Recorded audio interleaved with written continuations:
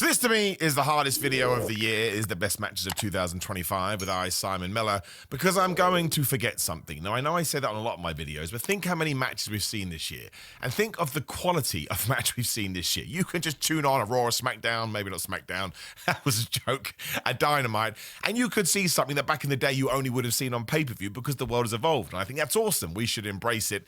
But I have narrowed it down to 10. It should probably be a list of 25 matches, and please do subscribe so you can drop a comment down there and let me know the ones that I do miss. This will change tomorrow as well. There's other lists that we'll do, and usually I'm quite assured of myself, like, yeah, I've got this right. With this one, you can randomly stumble across a match you haven't seen, and you go, man, I should have put that in here. And as ever, this isn't just a 5-star classic, and it's not just, oh my gosh, they did all of these moves, although I love those things as well. It's about the build, and it's about the promos, and it's about the stories. I always like to make sure I incorporate everything that I think sports entertainment, stupid word, can bring to the table. But let's not stand on ceremony, Mr. Wayne. I am Simon Miller. Thank you for joining me. It's the 10 best wrestling matches of 2025. And number 10 is Young Bucks versus Swerve, Strickland and Will Ospreay from All In 2025. At the time I said I think it's one of the best tag team matches of the modern day. I was like, Simon, are you being hyperbole man there? I went back and watched it, and no, I think it's absolutely wonderful. Now, yes, a lot of this does tie into just people doing a bunch of moves and having incredible timing and incredible execution and just the transitions. But as a man that does wrestle and can't do anything that those guys do, I'll hold my hands up in a minute. I have a very different skill set. Just find it so incredible. And I find it so impressive. And they don't drop the ball once here. Like, I don't mind mistakes in pro wrestling, especially when you're going 472 miles an hour, because it's a hard thing to do to begin with. And we are just human beings at the end of the day. But be it Swerve, be it Will, be it Matt Jackson, be it Nick Jackson, they went out there on AEW's biggest stage. I always see All In as essentially their Wrestlemania, which he's going to grow into that over the years, or you would hope, because of course you want those big, oh my gosh, spectacular events.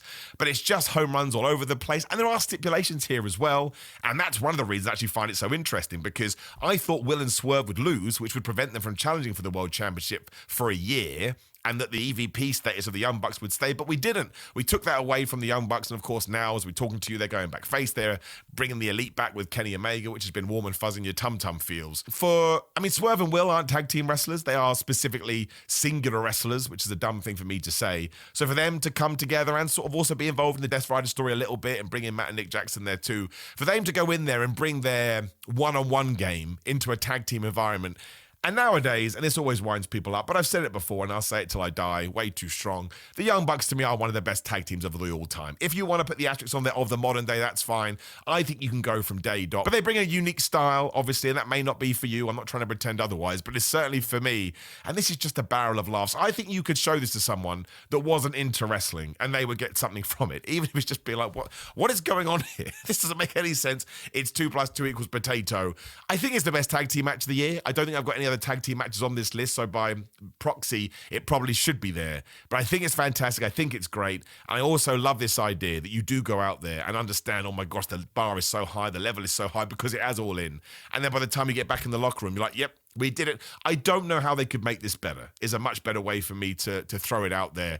I think it's tremendous. It hasn't aged in the 6 months. Like, again, sometimes, obviously things age over 10 years, but sometimes you can even go back a week later and go, I got a little bit carried away. Not with this. It is a truly, truly spectacular match, and everybody in it is essentially a wrestling alien.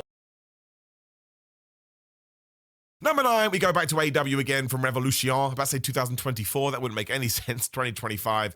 It's the Hollywood ending between Mariah May and Toni Storm. Not only is it one of the best stories that AEW's ever had, and they dedicated so much time to it, but my gosh, do I like the risk they took here. We don't need to go 25 minutes. We are going to lean into the stipulation hard, and there's going to be a lot of blood and guts and gore, which AEW by this point has proven they're going to do. I don't know the sort of exact running time of this match, but it can't be more than, 15? And even then, I think I'm stretching it 15 minutes. It is just an in-your-face, literally and figuratively, bloodbath. That's probably too strong, but it's just a battle between two people that have hated each other. You know why they hate each other. We've had the stories, we have the twists, we have the turns, and of course it ends with the good guy winning. Sounds like that's a shot at the John Cena retirement. It is a little bit, but I still enjoyed what WWE did there. Check out my other videos. Well, intrigued, I think is a better word. But that's what you want. You want the good guy to win, and Toni Storm finally vanquishes her opponent, who then went to NXT, which kind of made it even more of like a fairy tale story. You quite literally banished her from the promotion, but it just hits every box that it needs to hit, or ticks every box that it needs to hit. And It's not for everybody because, again, some of you are like, oh my gosh, this is absolutely intense.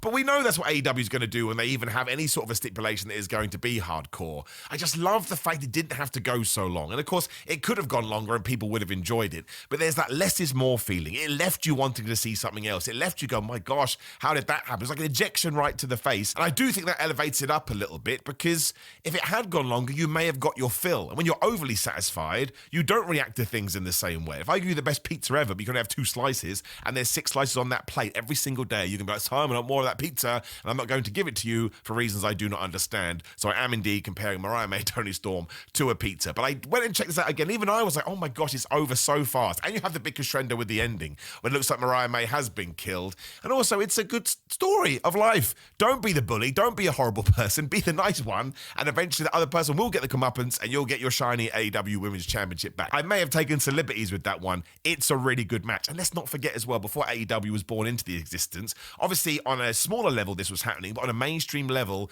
women weren't given these kind of opportunities. You still get it today, you can't have women having a hardcore match. What are you living in, 1948? That is totally, totally crazy. So for them to go out and do it with arguably even higher expectations, because that's just how some people's brains work, it's a massive home run, man, and it's really flipping good. Number 8, we actually stick with AEW. Calm down, WWE fans. Don't worry, there's plenty of WWE matches coming. But it is the final of the Owen Hart tournament, or the final of the Owen Hart Cup. It's Hangman Adam Page versus Will Ospreay. Not only is it a fantastic match on so many levels. One, Will Ospreay does not know how to do bad matches and has essentially changed wrestling by this point. He's got his own style. A Will Ospreay match is like, it should be a category. Who had the best Will Ospreay match? But I think it was the fact I didn't really know how Hangman Page was going to stack up. Not that he isn't a great wrestler. I knew he would put in a performance of a lifetime. It was more like, how do these two guys click? And of course they click wonderfully, because Hangman Adam Page, in terms of brand new wrestlers, is doing his own thing, but he's smashing it. We just talked about Will, but you also had stakes on the line here, because you knew whoever AEW chose here was going on to All In, probably, to face Jon Moxley, to try and end the Death Riders and get the World Championship out of the briefcase, which is what we did do. So you can watch this, especially between two babyfaces. Doing a babyface versus babyface match is so damn hard, but they were not only able to make it work, they created jeopardy. I honestly think it was a flip of a coin who was going to win this. And apparently that happened backstage too. Tony Khan was going back and forth. I think if you're a certain type of wrestling fan, you probably expected a lot out of this, because intentionally and worthwhile, you put Hangman Adam Page on a platform or a pedestal, and you do the same thing for Will Ospreay. So now, like, right, man, I expect you to give me 5-star classic, 6.25 in the Tokyo Dome. And I think they absolutely did do it. And to see Hangman get the win, so you get the woman fuzz in your tum-tum moment, to know, oh my gosh, it's Moxley versus Hangman. And for Will Ospreay, because he is a good guy, to be so gracious as well, it just left you feeling good, which is clearly the theme of this video.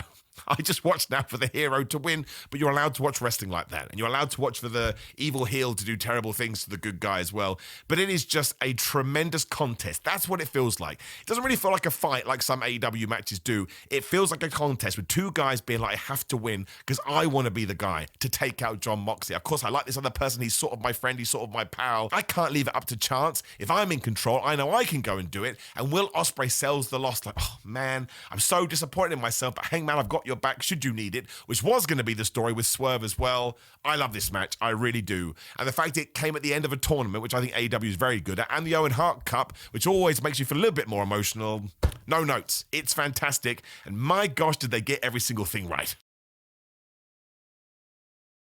Number 7 as well, we go to the Elimination Chamber 2025, which everyone forgets this match, understandably so, given what happens at the end of the night, John Cena heel turn with The Rock, but it's the unsanctioned match between Kevin Owens and Sami Zayn. Now, maybe this has changed it for me. I thought it was a flipping instant classic anyway. But of course, Kevin Owens, a couple of months after this, whenever it was, had to go away to sort his neck out. So we're all now freaking out. Is Kevin Owens ever going to return? So thank Flubbins, these two got it in. Because if you know the Kevin Owens, Sami Zayn story, it goes back from the day they basically started in pro wrestling. And they get into WWE and they've done all these turns. They've been friends, they've been foes, obviously won the tag team titles at Wrestlemania 38. And I know WWE had done so many matches when they were like, this is the last time. This is the last time you're ever going to see Kevin Owens versus Sami Zayn. This is one time I'm glad they took the idea and they threw it out the window. Everything here is terrifying. Everything here is scary. They don't I understand that bodies can break, I don't think, because some of the bumps as well into the weaponry, you're like, oh, I don't understand this. I don't understand why we're doing this. But they have the best chemistry. And I think in the modern day professional wrestling scene, I think that's true. If we were going to do a list of wrestlers that have the best chemistry together, if they weren't in the top 5, I think I'd be massively confused. It goes back to the old adage that a lot of wrestlers say. When you're in there with one of your best friends, you hit twice as hard, and they smash each other in the face. And because it's in front of a Canadian crowd, and that's where they're both from, the atmosphere is totally electric. And it didn't main event or anything like that. It wasn't for a championship. It was basically a blood feud to kind of end it. I just think in many ways, it's where WWE peaked in 2025. And there were other good parts, but of course, WrestleMania was a bit wishy-washy. But you have this, then you have the John Cena heel turn. And it kind of made you feel like WWE had taken the over-the-top moments and the very, very hard-hitting matches and sort of merged them together perfectly. And then, sure, it did go off the rails a little bit. But if you've never seen this, go and watch it now. Remember, it's an unsanctioned match, and come back to me and tell me what else they could have done. I don't think there's an answer. Kevin Owens to me is a modern day GOAT. He's now number 3 on my all-time list. Maybe we'll update that soon. Get mad at me. He's perfectly fine. I thought at first I was just trying to be, what's the word? Gimmicky. It's not true. I totally believe it. It's not an affectation. And Sami Zayn has had one hell of a 2025. Of course, ending with the open challenge for the US title, essentially, and putting Ilya Dragunov over. Not that it ties into this. And it's such a shame that Kevin Owens got injured, because he would have gone on to have an amazing match with Randy Orton. But if Kevin Owens can never wrestle again, and flip me sideways, I hope that's not true, and I hope he does come back. I mean, he's had an amazing Hall of Fame career anyway, but this match would be an incredible way to go out, because now I'm perfect. Number 6 may surprise you, and I'm intrigued to see other people's lists, but I am going to WrestleMania 41, Saturday night's main event. I can't say it like that. Night 1 main event, we'll call it. CM Punk versus Roman Reigns versus Seth Rollins, basically Paul Heyman on a pole match, but this goes back to the intro. It's a really, really good match, and some of the three-way spots are fantastic, and obviously CM Punk having his WrestleMania main event with the music and the video and the live band, absolutely incredible. But it's WWE doing what they do best. Who is Paul Heyman going to end up with? It's such a silly thing when you just say it out loud, but when you have the context of his relationship with Roman Reigns, his relationship with CM Punk, of course he was going to go with Seth Rollins, who creating a relationship there. And also, I think because we're nerds, we kind of expected Seth Rollins would win because he was the underdog, really. But seeing Roman Reigns and CM Punk lose at WrestleMania, absolutely wonderful. And it's a shame that Seth Rollins got injured a few months after this, because I think it would have all tied back in. But either way, I don't want to act like the actual bell-to-bell action isn't good, because it's really good. And again, there's some excellent near falls here, making, oh my gosh. And the proper ending when Paul Heyman just starts whamming people in the groin is awesome. But it's also what WWE does right. I guess you'd call it entertainment, which is a stupid thing to say, because anything can be entertainment. It depends what you're into. But I think people expect some sort of, not shenanigans, but because I think they thought that Cena versus Cody, which is not on this list, surprise, surprise, was going to be more of a one-on-one, who's better, sir, even though John Cena had gone heel. You kind of knew there was going to be some nonsense here. There was so much nonsense, but it was designed to get pops. It was designed to be put in video packages, but it does make it fun to watch. Like, there is enough good here that you could go back and watch it even knowing the twist, and the twist will still put a smile on your face. I actually think this is very underrated. I think Seth Rollins works his ass off. I think CM Punk embraces the moment perfectly, and ain't no one doing Roman Reigns like Roman Reigns. So when he is in there just walking around going, ooh, ah, he just makes it work. I really enjoyed this. And when I went to, I haven't never seen it on TV until I went back to watch it because I was there live. But I watched it back and I was like, nah, man, this has everything. This is ticking every single box. So it's what WWE does best. Very similar, not as crazy to the Cody Rhodes Roman Reigns match from the year before when everybody ran out. Like, it had less of that over the topness, but there were elements there. I just think it was pitched perfectly. And then you have the heel winning, which is okay because you did have night 2, although that's a different story for a different day. It's much better than I think people give it credit for, although the irony being, I don't know how people credit it. Number 5, we don't need to talk about for long because it kind of sells itself. We go to a Double or Nothing. The Anarchy in the arena match. I mean, I think it's probably been on this list for the last few years. It just cracks me up. And the replay value is off the chart. Because not only do you have cameras going all over the place, you have split screen within split screen within split screen. But there are jokes that you may miss. It's like watching a comedy movie. And I understand that it's not for everybody. But after Kenny Omega has started the Drowning Pool music, and of course theme songs have become part of that match, you want to hear what people are going to hear. Claudio, big swinging somebody into a PA speaker, one PA speaker, to stop the music, which makes no sense logistically, is exactly why I like these matches. Because later on, people are taking horrific bumps, terrifying bumps, and some of the weapons shot in the blood, you're like, oh my gosh, I can't believe we're doing that. But then you can throw some comedy in there as well. And that, to me, is what Anarchy in the arena should be all about. You should take every single element that pro wrestling can offer, the brutality, the hardcore stuff, the near falls, the 1-2s, the good wrestling, and the stupid side, and throw it into all one big pot. I don't know whether this was the best Anarchy in the arena. I think it was definitely one or two. I'd have to sit back and watch all of them back to back, really, which is quite the effort because they are long matches. But this one I did go back. Well, I watched them all again, but this one I was like, do I think this is a good match? Hence why it is at number 5. I was like, oh yeah, it's absolutely tremendous. And when Claudio did throw him, I laughed out loud. So if it's got me twice, there has to be something to this. So I'm such a big fan of it. I love the concept. It feels very quintessentially AEW. And of course, WWE could do something like this, but it was All Elite Wrestling that came up with it. And they just never miss with it. And I don't want to say it's Kenny Omega's best performance of the year, because I think that's probably the Gabe Kidd match. But given that he did just go through he just went through hell recently, right, with his diverticulitis. To see him still being involved at this level, even though he probably thinks he's lost a step, but nobody else can tell, there's a niceness to that as well. And everybody in here basically used it to level up their own character to perform throughout the rest of the year. I just love it, and it entertains me. And if you're ever bored and you've got 35, 45, 55 minutes, however long it is, to spare, you can sit down. It's one of those matches you can kind of have on the background, and you're doing something else, you look up and go, ha, ha, ha. You look up and go, oh, it's disgusting. And then you get the big old finish. I think it's pretty damn tremendous. Number 4, I think, is actually my favourite match of the year. So why isn't it number 1? Because it's fun to have fun. It's AJ Styles versus John Cena from Crown Jewel, the love letter to professional wrestling. Was it Crown Jewel? I've said that. I've got it written down now. Have I got that wrong? I'm 99% sure I'm right. Nobody else could have done this. You had to be John Cena on his retirement tour. You had to be AJ Styles, who had just told you he's essentially retiring in 2026. You have the love letter that AJ Styles got passed, or that John Cena wrote for AJ Styles to begin with, that nobody knew about. And then they just pay homage to not only their own careers, but every single person they work with. Like, there's Samoa Joe references and Chris Daniel references, The Miz references and Bray Wyatt references and Randy Orton references and Rey Mysterio references. I'll stop there because I forget somebody. I guess you can't show this to people that don't like wrestling because they wouldn't understand it. So it's a nerd match, and that's what makes it even better. And why do I watch wrestling? Because it's meant to be fun. When I did my social media post, I still chuckle about this. What a stupid word to use. I was like an old English gentleman. I was like, what a delight that was to watch. But it was. It was just so entertaining. When they were kicking out some of the moves towards the end, I was just laughing out loud. It was just so utterly ridiculous. And once again, I can understand if you're a purist, you wouldn't like it, but wrestling allows you to do whatever the flub you want. And when John Cena, one of the biggest stars ever, can do it, AJ Styles, who changed the game of wrestling, gave us to what we have today in many ways, opened the doors, are happy to go, you know what, we can do a bit of goofy wrestling for life, which does heighten it because, again, they have that star power which you need in wrestling. I absolutely love this. I will watch it, maybe on my deathbed, and someone says, what would you like to do, Mr. Mill? I'm like, please put on John Cena versus AJ Styles. It is the most fun I believe I had all year, and kudos for both of them for not only coming up with it, but having the balls to go out there and done it, because they must have gone, are we going to piss some people off here, which they did do. But even that Bray Wyatt moment, how can you not get emotional about that? And I don't even care that AJ Styles lost. Everybody's beating John Cena apparently at the end of the year. Poor AJ wasn't allowed to. It makes no difference because they lit up my world. Absolutely tremendous. 5 stars, 6.25 stars in the Tokyo Dome. Say whatever you want about the John Cena heel turn. I do not care because his retirement run gave me this. One of the best matches I've seen in years.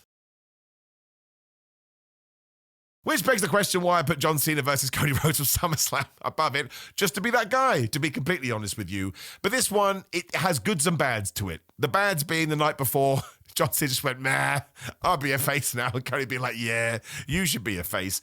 But good grief, do they go into SummerSlam and just absolutely bludgeon each other. It's a hardcore match or a street match, whatever the flub they called it, but they just do absolutely everything. John Cena's always said you should watch the WrestleMania match as part 1 and watch this as part 2.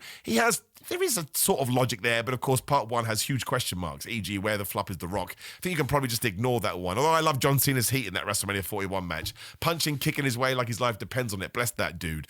But this one, I think if you told me from a more serious standpoint, this was your favourite match in the John Cena retirement run, I think most people would agree with you. And of course, the WWE title's on the line. The last time that John Cena was ever going to lose the WWE title, Cody wins it back. You have the emotion because Cody quite clearly is in love with John Cena, as he should be. And he's dying the whole time. You have him passing the belt at the end of it as well. The Brock Lesnar thing to me spoils it, but again, we talked about that. We don't need to talk about it here. We've kind of walked over that hill. But it's a really good match. If you really get really picky, you could shave off 5 minutes, but why would you want that, right? right? John Cena's about to retire. Give me 5 minutes more. Give me as much John Cena as possible. It just does exactly what it says on the tin. They go out there, they whip each other's asses. I think most people knew that Cody Rhodes was going to win, but it still manages to sort of take you on a nice roller coaster when people are kicking out of stuff. We do kick out of too many finishes in 2025, but that is not exclusive to this match. That's exclusive to the year and professional wrestling in general. But thank goodness we did decide to turn John Cena back for this, because it wouldn't have worked. And of course, even the entrance, you talk about moments when it's all the black John Cena and all of a sudden the colours come and the crowd goes crazy. Everybody's here to see him, and Cody loved it too. It's pretty damn phenomenal, man. And it's another one that I'll go back and watch for years. Can't say fairer than that. Number 2, we return to All In 2025. Again, this absolutely may not be for you, but it is Jon Moxley versus Hangman Adam Page. It kind of goes back to what we were talking about. If wrestling is all about stories, you can pretend that AEW doesn't have these, but they most definitely do. The culmination, or the ending, I guess, or the start of the end for the Death Riders. This, and people get mad when I say this, but I compared it at the time, and I know it's crass. This is AEW's WrestleMania 40 Night 2 Cody versus Roman match. Everybody pops up. Bryan Danielson's back for obvious reasons. Darby's back for obvious reasons. Swerve Strickland comes out and does the genie pose, but that's brilliant because that's got emotion. Hangman Adam Page is like a loon. I don't really want to see people getting stabbed with forks, but if you've told me it's a Texas death match and then you can make me wince and look away, it's like when I watch a rated R movie. I'm like, well, I knew I was getting myself in for something here, and thank you at least for respecting my intelligence enough that you're not shying away from it. And when you get to the finish, which is grotesque, of Hangman Adam Page, I mean, his name gives it away, quite literally hanging Jon Moxley, who sells it perfectly. He's half thinking he's going to die. He's half terrified. I mean, that really is a good facial expression. But Hangman winning, the feel-good feeling in the building, him getting that world championship out of that briefcase that had been locked in the year, all of a sudden going back and remember all the kind of monotonous stuff the Death Riders had done to build to this point, which is good heel work. I mean, that's a meta argument we can have till the cows come home. It is a tremendous match, and it had to peak here. This was the main event of AEW's WrestleMania, for lack of a better term, and they hit every single note perfectly. There's nothing else they could have done, right? Darby Allin flying in and him doing all his mad stuff. I know I'm repeating myself now, but Bryan Danielson even doing anything in this is like, why is Bryan Danielson here? But of course, the Death Riders did try to murder him as well.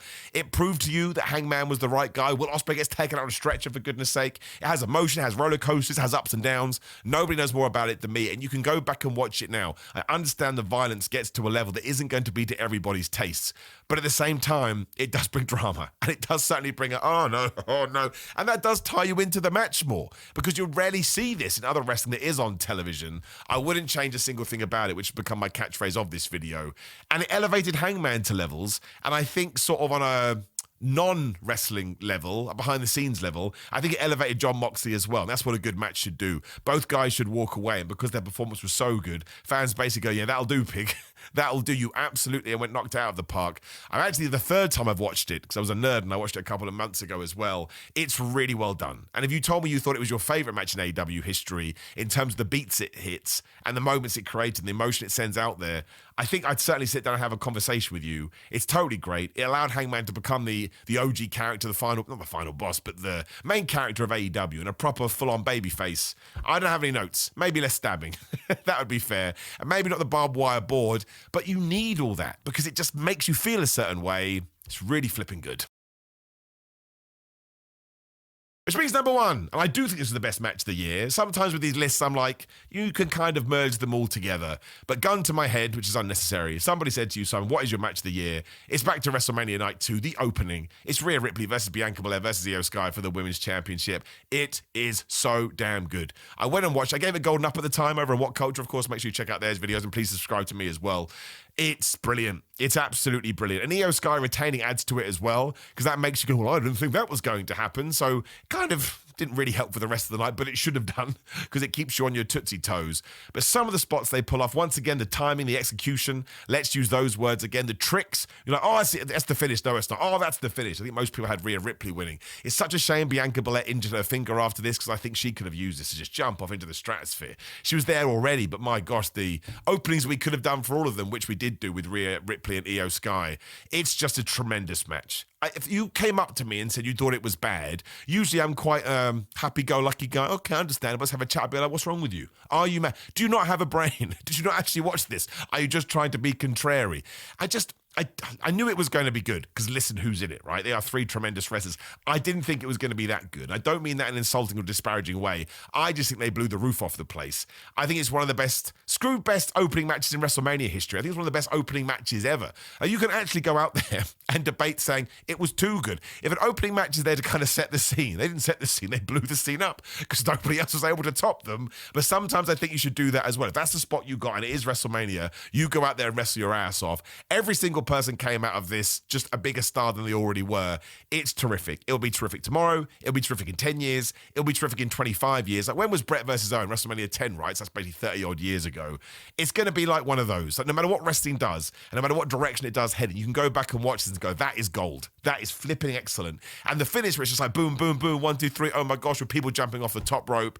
You couldn't better it. It was everything came together on this night. Rhea was at her best. Bianca Belair was at her best. And Io Sky was at her best to prove they are some of the best in the world right now. I'm just going to stop ranting and raving about it because I'm just talking like hyperbole. But it's worthy hyperbole. And if you've never seen this, even if you hate WWE, give yourself 30 minutes. Just give yourself a little proviso. I won't tell anyone. You don't have to tell anybody either. And even you will go, hot damn, man. That is flipping brilliant. And you should do that as well because WrestleMania 41 overall wasn't that good. That was fine. It was very average, I would say. Well, there's some good stuff on it. But this totally raised the bar. So yeah, I'm doubling down on that. It is the best match of the year. No questions asked. But of course, it's all going to depend what mood you're in for as well. I just should have mentioned at the start of the video. So when people say this person's the best wrestler in the world, it's like, well, no, if people don't like their style, there is no best wrestler in the world. It's not like John Cena doing interviews, but it's true. It's going to be completely up to you. Now that you are here, drop me a comment and let me know what I forgot about, and I'll cry because there'll definitely be matches. Like the video, share the video, and subscribe. Click the video on the screen, which will be a best of list as well, because we're doing a bunch of them at the moment because it is the end of the year.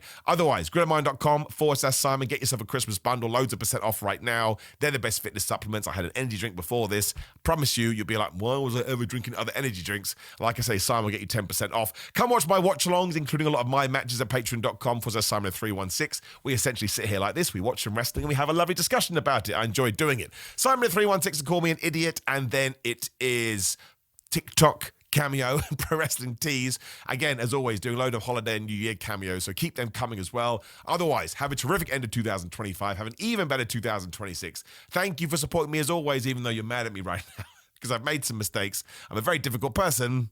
See you soon.